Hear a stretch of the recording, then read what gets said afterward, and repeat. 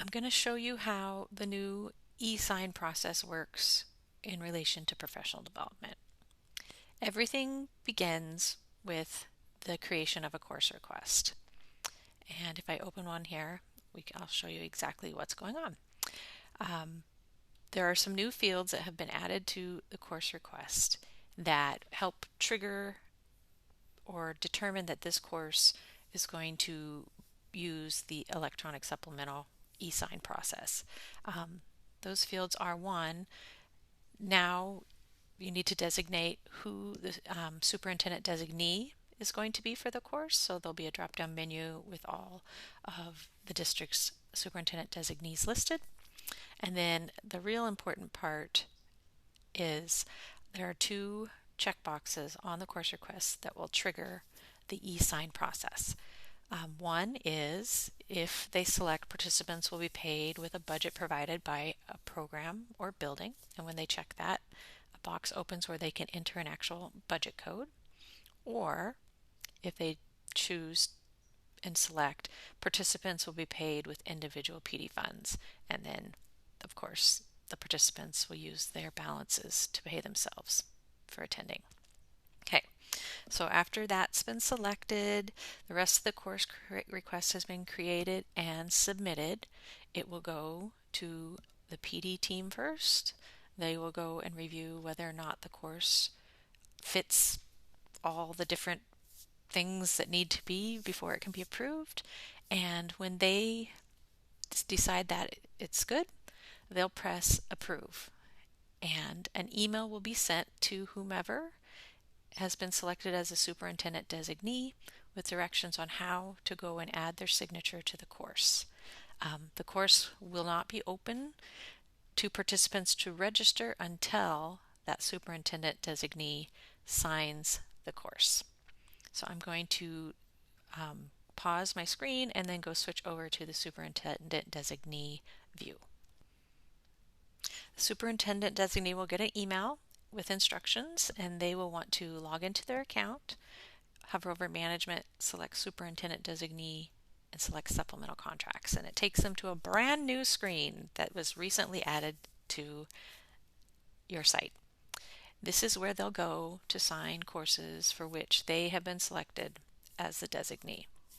On first glance, you'll notice that all the different courses are listed, kind of start date information, course number, all that kind of basic information.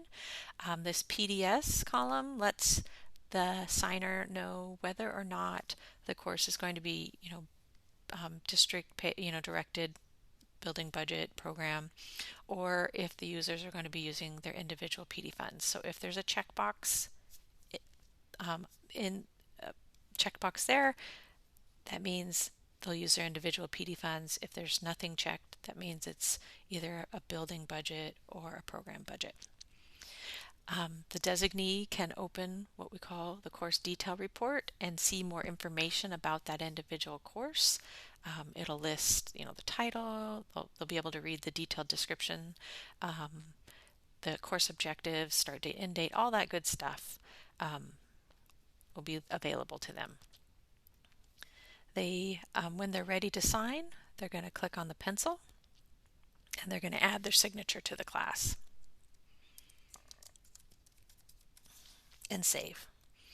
And once they do that, they'll get a little green check mark in the e-sign box indicating that they have added their signature to the class, and now this class is open for enrollment for individuals. It's going to show up on the course registration screen. They also, if we want to, they can click on this down arrow to see the details, the session details for the course, and that's going to give the exact start time, end times, where the course is taking place, and how many seats are available. All right. Let's close that. Oops, pressing all the wrong buttons here. All right, so now I'm going to switch views to a participant and walk you through how they will register for a course. Okay. When a participant goes to register for a course, it's going to be just like what they're used to up until after they confirm their course. They're going to click on Save and Continue, and if the course is an e-sign course, they will be presented with the opportunity to sign their supplemental contract. And on your site, you get to update the directions on the screen to whatever, and they'll look a little prettier than my test site. So I'm going to click the button and it loads a copy of the electronic supplemental contract. Of course, my database is pointing to a different district than Vancouver right now, so you're seeing a different district's name listed. However, you will see that the participant's name, their district ID, their location, description of the course, their per diem rate, their individual per diem rate will populate, and the number of hours of the course, and then the total of their contract will also show up here. Right now, you're not going to see any signatures. We've got to get them registered for the class and sign before it'll show anybody else's signature here. So it's really simple. They're going to go in and they're going to type their full name, their legal name, and select the date and submit. And there's a little bit of a delay right now while it's recording. It'll be interesting to see if that is true on your site. Okay, and once it's recorded, they get a little note letting them know that if they want to download and view their supplemental contract, they can, but this is for view only. They do not need to send it to payroll because that payment is all going to happen electronically now. And then they can continue, and then they can choose to go back and register for other classes, view their records, or whatever. If they come to their records, you'll see there's a new column here called eSign. And for any courses that they've registered and signed, they're going to get a nice little magnifying glass, and it's going to kind of tell them where they are in the process. So they've put their initial signature here. But you can also see that this user has registered for classes but didn't sign yet, or I guess this one they haven't put their second signature yet. So it gives them little indications of where they are in the process. So this one's waiting on the employee's second signature. This one is still waiting on their initial signature. Okay. So I'm going to pause this and we're going to move forward to the next step. All right. So I'm at the step where the instructor is going to verify attendance in the course, and then it'll get previewed or reviewed by the PD manager, and then the instructor will be given instructions on how to add their signature. So instructors are used to this first step. They're going to go in and they're going to find their class, and when it comes time to verify attendance, they'll open it up, and the first step is to always mark the course complete, and then they would go and they would edit any exceptions. So if someone maybe left early or didn't show, they would edit the individual records. And I want to point out on here that we've added an additional column or field for recording the hours of pay. So this will be the clock hours they've earned. So this person, they came for 2 hours, they're going to earn 2 hours of clock hours. But we have a different one for pay, and the reason is such: clock hours have to be rounded to the nearest half hour, but pay is rounded to the quarter hour. So there may be an instance where someone's going to earn 1.5 clock hours, but actually have attended 1.75 hours. And so they're going to get paid a little more than the actual clock hours. So that's why we have two different fields. So if they needed to make edits, they would. I'm not going to make any edits. And when the instructor is sure that their hours match their documentation, they would press Grade and Complete.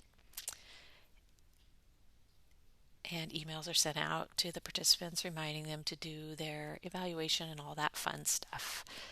Right. And then it goes to the PD manager, and they're going to double check the work.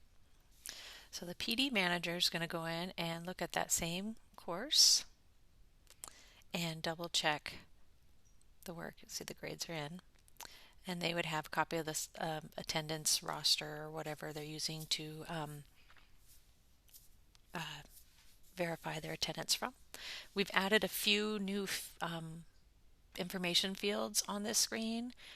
Right here, we are gonna know if the instructor has signed for the course yet, and what type of course is it? Is it paid by a budget, or is it PD funds? So now the PD manager would go in, and if they agree with everything, they would press Status Complete, or they would edit the records and then press status complete. When that happens, an email is sent to the instructor asking them to add their signature to the course. So let's go back to the instructor view and see how to do that.